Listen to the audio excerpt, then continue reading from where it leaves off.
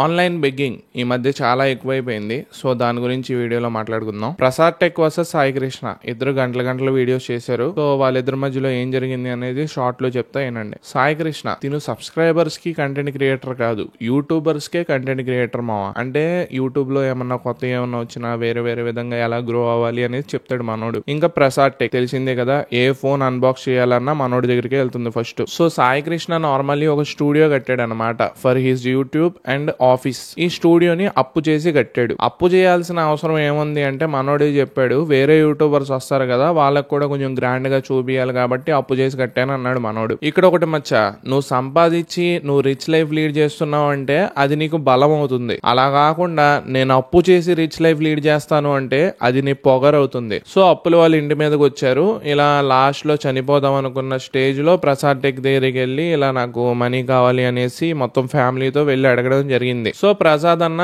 నా దగ్గర present money లేవు, రీసెంట్ గానే ల్యాండ్ తీసుకున్నాను, నీ సబ్స్క్రైబర్స్ అడుగు, ఆల్రెడీ అడిగావు కదా ఒకసారి, మామూలుగా ఇలా ప్రాబ్లమ్స్ లో ఉన్నాను, మనీ ఏమనేసి అడుగు అని ఒక ఐడియా సజెస్ట్ చేశాడు అనమాట ప్రసాద్ అన్న. ఇంకా మనోడికి కోపం వచ్చింది, నన్ను అడుక్కోమంటావా అనేసి 100 కోట్లు యూట్యూబర్ అనేసి ఒక వీడియో చేసాడు. ప్రసాద్ అన్న కూడా నేను అసలు నీకు మనీ ఎందుకు ఇవ్వాలి, నా కొడుకుల్ని తిడుతున్నారు అనేసి చాలా ఎమోషనల్ అయ్యాడు. ఇది అసలు జరిగిన స్టోరీ. నేను ఎరుపుకుని అనేసి నిన్న ఒక వీడియో పెట్టాడు. దాని తర్వాత గణేష్ టెక్ ఛానల్ అని ఒకటి ఉంటది, అతన్ని కూడా కాసేపు వేసుకున్నాడు. ఆన్లైన్ బిగ్గింగ్ ఎక్కువైపోతుంది. ఇక్కడ హెచ్చులకు పోయి అప్పు ఎవరు చేయమన్నారు? ఓకే అప్పు చేసావు కరెక్టే, వేరే వాళ్ళని అడిగావు కొంచెం అప్పు మనీ నా వల్ల కుదరదు, నా దగ్గర లేవు అన్నారు, సైలెంట్ గా వచ్చేయాలి. గానీ వాళ్ళని వేసుకుని వీడియో చేయడం కరెక్ట్ కాదు కదా. నీకు సంపాదించే సత్తా ఉంటేనే నువ్వు అప్పు చేయాలి మచ్చా. నీ స్తోమతకి తగ్గట్లు ఒక 2 సెకండ్ హ్యాండ్ కంప్యూటర్లు కొను, ఒక చిన్న రూమ్ పెట్టుకో, అద్దెకి తీసుకుని ఒక స్టూడియో లాగా మెయింటైన్ చేయి, ఒక ఆఫీస్ లా మెయింటైన్ చేయి,